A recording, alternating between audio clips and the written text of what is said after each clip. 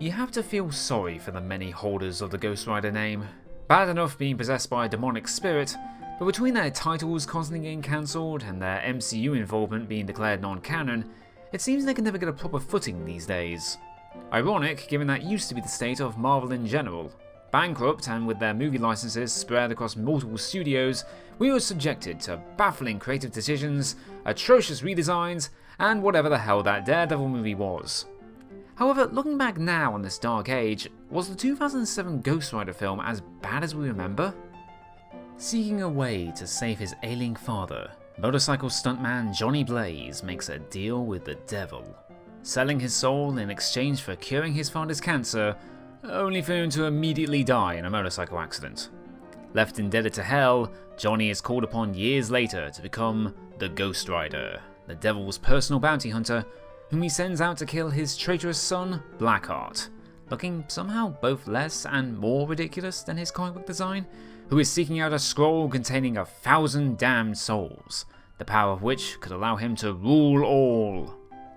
As adaptations go, this sticks fairly close to the origin. A few changes for the sake of streamlining and cutting out the slightly creepy incest angle.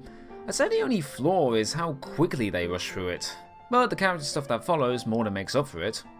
Being a noted comic book fan, if it wasn't obvious, Nicolas Cage brings a solid performance, portraying Blaze with a literal devil-may-care attitude, unconcerned whether he lives or dies since, as far as he knows, Mephistopheles, okay, one dumb change, controls his fate. All of which mixes surprisingly well with the typical zaniness we've come to expect from him. The Ghost Rider himself looks like he jumped right off the page. Costume's accurate, all his powers are here, and he gets a healthy amount of screen time.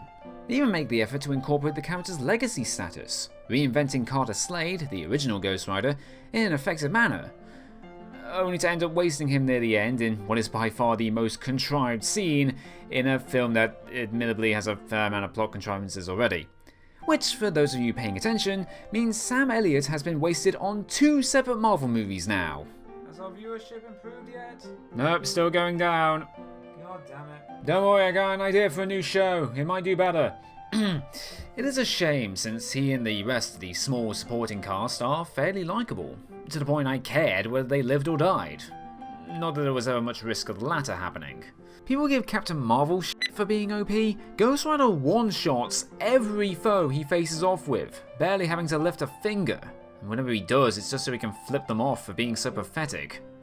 Which brings us to the film's other big problem, one MCU fans are all too familiar with, the villains.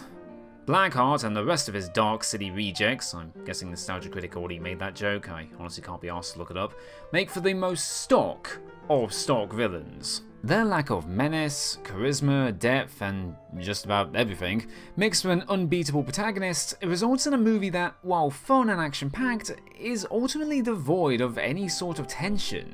So much so that they had to invent a weakness for Ghost Rider, having it so his powers don't work in daylight. A plot point with so little point, the sequel just straight up forgot about it. It ultimately boils down to being a power trip. A fun power trip, but a power trip nonetheless. Let's face it, that's still leagues above what we typically got back in those days. In short, Ghost Rider once again proves that there are exceptions to every rule. And given what followed not long after, they can even hint at a change for the better.